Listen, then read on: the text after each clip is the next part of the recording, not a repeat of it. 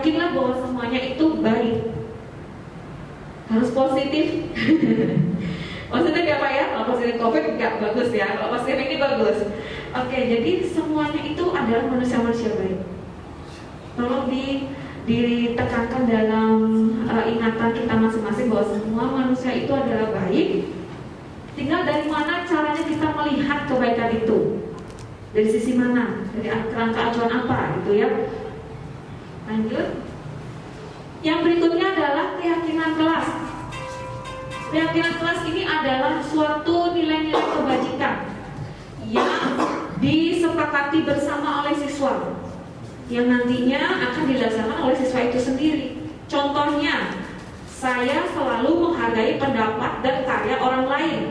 Saya selalu bersikap jujur dimanapun berada. Itu adalah bentuk dari komitmen, keyakinan kelas. Dan ini sudah saya coba buat filmnya atau videonya baru kemarin hari Kamis. Saya bekerja sama dengan anak-anak OSIS.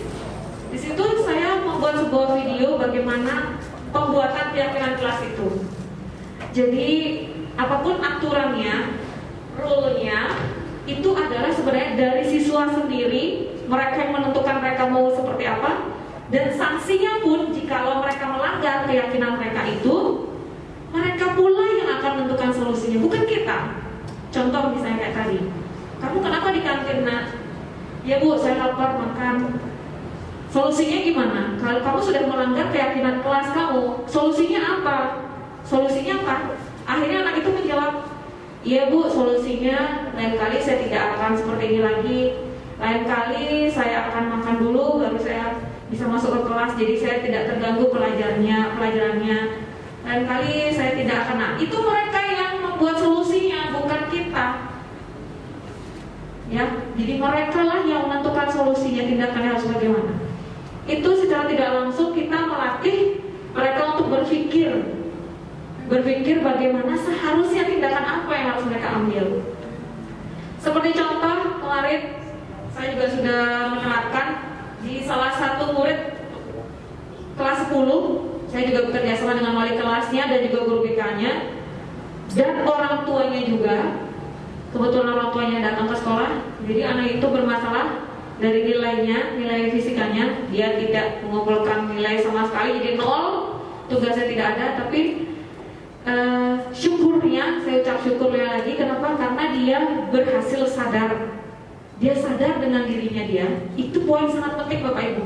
Kalau anak itu nggak sadar dari dalam dirinya, kita nggak akan bisa merubah dia. Tapi mohon maaf sekali lagi, kesadaran itu tidak cukup, harus diikuti dengan tindakan. Tindakannya apa nak?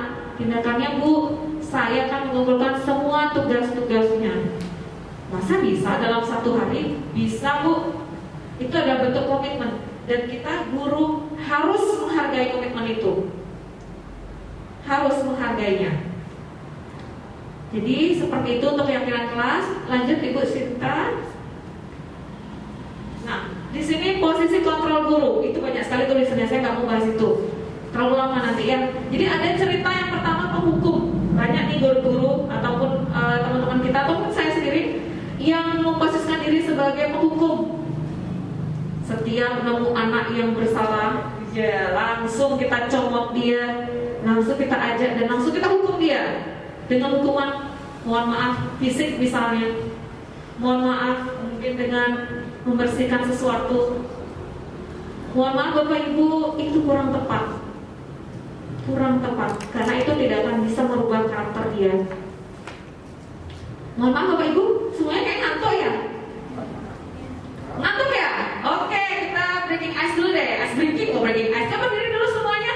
Ayo Bapak Kepala Sekolah, berdiri dulu, monggo. Ya, kita ice breaking dulu sedikit. Kayaknya ini ya, saya aja mau semangat nih. Aduh, udah ngantuk semua. Ayo, kita. Bapak Ibu, kalau saya bilang pegang hidung. Kalau saya bilang pegang telinga. Ya, dengar omongan saya. Jangan lihat tangan saya kemana. Oke, siap? Ya, 1, 2, 3, pegang kepala, pegang hidung,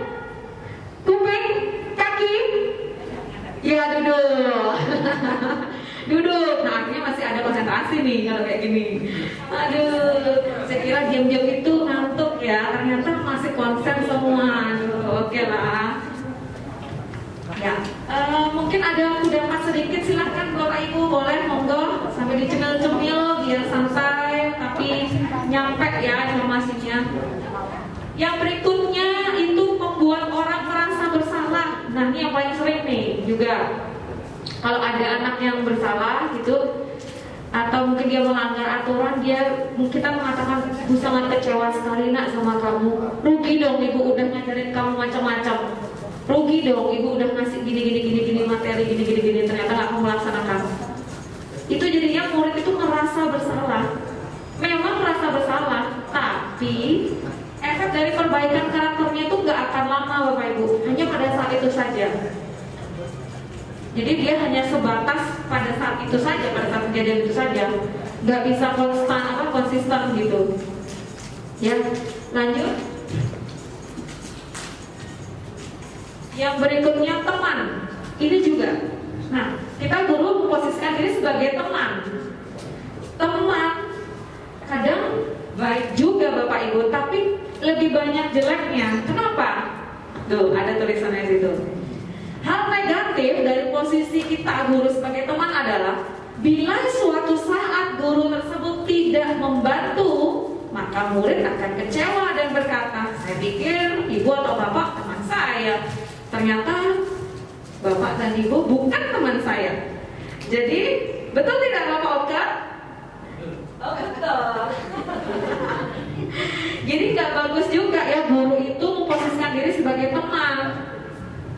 Ya, nggak boleh juga misalnya, "Yuk nongkrong bareng ya deh, yuk, jangan dong ya." Oke, lanjut. Yang berikutnya, belum bersita. Monitor belum, pemantau, mundur. Ya, pemantau.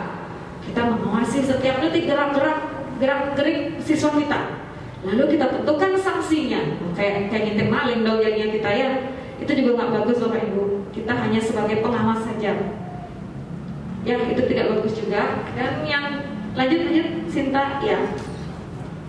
Nah, yang terakhir ini adalah manajer.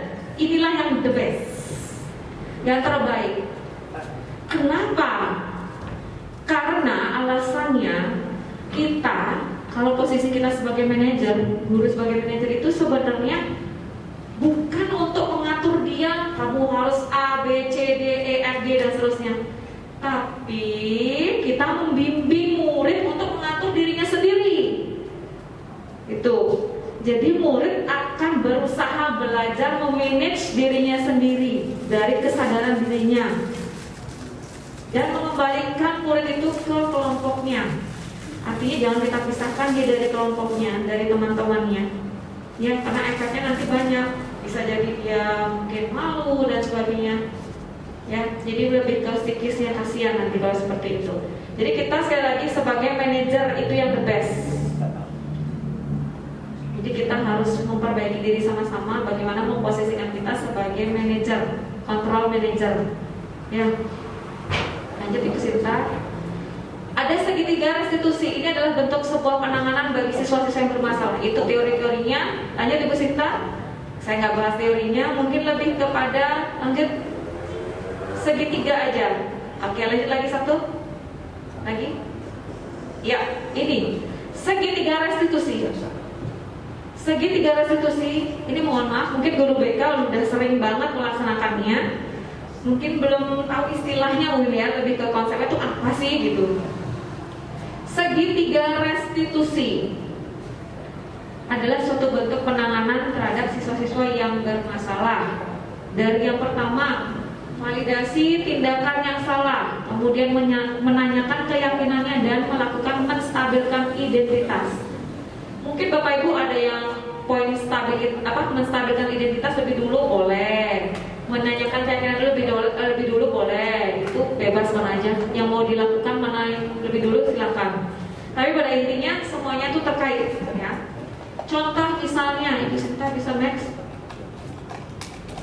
Nah, misalkan untuk yang menstabilkan identitas seperti apa sih? Misalnya nih ada anak berbuat salah ya, misalnya anak anak itu tidak mengerjakan tugas banyak hal. Yang pertama, menstabilkan identitas. Nah, kenapa kamu tidak melakukan atau mengumpul tugasmu, nak? Mohon maaf ibu, saya tidak mengumpulkan tugas karena satu, yang pertama nggak punya laptop. Kedua, saya nggak mengerti bu pelajaran ibu kayak gimana. Jadi dia tidak bisa mengikuti. Nah, di sini kita menstabilkan identitasnya seperti apa? Ya udah nak, nggak apa-apa. Setiap orang punya salah. Saya pun sebagai guru juga pernah nak berbuat salah. Cuman poinnya nak, bagaimana kamu perbaiki diri supaya kamu bisa mencapai ini. Tuh, jadi lebih kepada kita berikan dia sebuah bentuk apa ya? Kayak pengayoman jadinya ya. Jadi dia merasa tidak terlalu tertekan sekali bahwa dia tidak melakukan tugas itu. Kasihan bukannya nanti selesai tugasnya malah depresi anak orang nanti. Ya karena tugas yang menumpuk. Jadi stabilkan dulu identitas dia. It's okay, you can do it next time. Kamu bisa menyusulnya lain waktu, masih banyak kok waktunya. Jadi kita itukan dulu, kita angkat dulu dia biar tenang dulu ya. Jangan kita langsung jatuhkan dia. Yang berikutnya, setelah menstabilkan, validasi tindakan yang salah. Kenapa kamu tidak seperti itu? Iya bu, karena saya nggak punya laptop, saya begini. Nah, di situ alasannya balik lagi bapak ibu. Apa yang dia lakukan itu semuanya alasan itu pasti saja terkait dengan kebutuhan dasar manusia. Jadi semua itu adalah bentuk pemenuhan kebutuhan dasar, bukan apa-apa. Oke. Nah, lanjut, itu adalah suatu bentuk validasi tindakan yang salah. Yang berikutnya adalah menanyakan keyakinan. Kalau kamu berbuat seperti ini, nak, nilai apa yang kamu langgar di keyakinan kelasmu? Balik lagi, setiap anak itu punya bentuk keyakinan kelas yang berbeda-beda bu di setiap kelasnya. Kita tanya lagi, ada nggak bentuk keyakinan kelas yang kamu langgar terkait hal ini? Oh ada bu, saya tidak mengerjakan semua tugas tepat waktu, misalnya begitu. Jadi itu suatu bentuk kesadaran dari anak itu bahwa oh ini loh, poin ini loh, keyakinan ini loh yang saya langgar. Gitu. Jadi dia sadar dengan dirinya dia sendiri. Lanjut.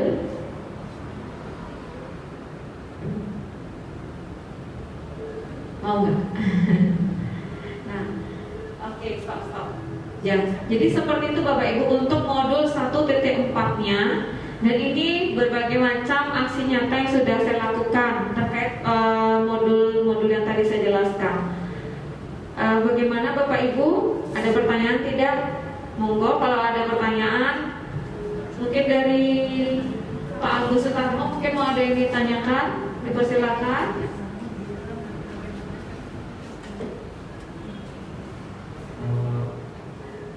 Baik, terima kasih atas kesempatan yang diberikan.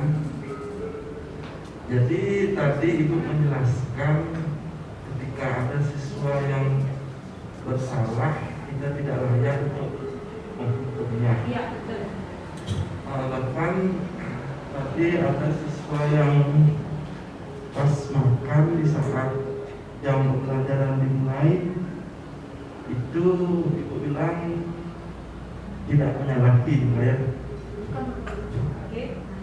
Nah, apa yang harus kita lakukan sebagai seorang guru jika misalnya ada siswa yang menyalahi aturan? Nah, bahkan di sekolah pun kita sudah ada tata tertib dan bahkan setiap pelanggaran itu ada poin-poin tertentu.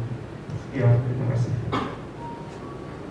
Baik, terima kasih Bapak Agus atas pertanyaannya. Ini sangat kontekstual sekali, bahkan sangat benar-benar kita alami ya di sekolah kita dan mungkin sekolah lain juga. Jadi sebenarnya balik lagi Bapak Ibu, perubahan paradigma kita sebagai guru harus merubah mindset kita. Berubah mindset kita bahwa apapun yang ia lakukan, anak-anak lakukan itu adalah sebagai bentuk pemenuhan kebutuhan dasar.